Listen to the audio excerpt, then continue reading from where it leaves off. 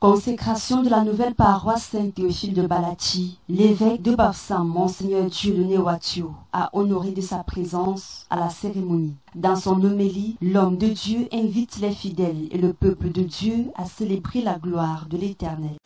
Construisons l'église du Seigneur avec des pierres diverses mais vivantes, et soyons contents qu'elles soient diverses, car l'église qu'elle forme alors est plus catholique.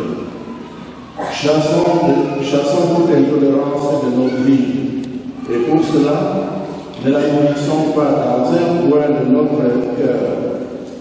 Ce qui nous unit à nos frères et sœurs est bien plus vrai et plus fort que ce qui nous en distingue. Je nous invite donc à détruire le mur qui nous sépare pour construire des ponts qui nous relient.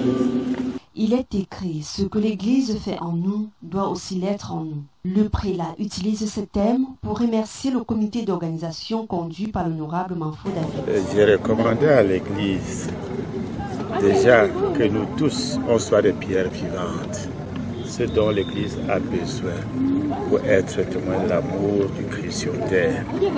Oui, que chacun, à chaque fois, partout où il est, contribue selon ses moyens à la construction des demeures de Dieu. Oui, et que chacun surtout plante dans son jardin les meilleures fleurs de ce monde, ces fleurs dont le Cameroun a besoin, qui sont l'amour, l'unité, la fraternité, la solidarité, la charité, le partage, l'humilité, le dialogue, la réconciliation, la justice et la paix. Oui, la paix, toujours la paix.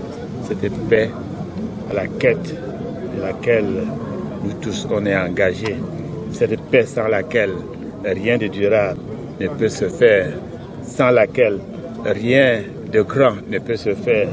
Oui, que Dieu, à partir de Balachi, ce jour, apporte sa paix à tous les Camerounais, au Cameroun tout entier.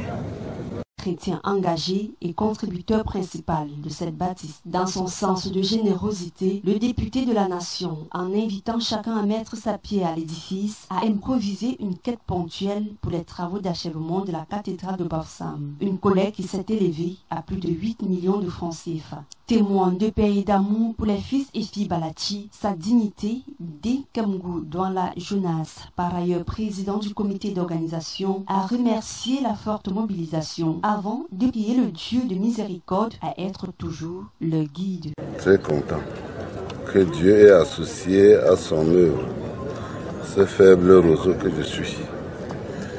Je prierai tous les jours pour que Dieu exauce les vœux de Balachi à faire le bien, toujours le bien et rien que le bien au quotidien.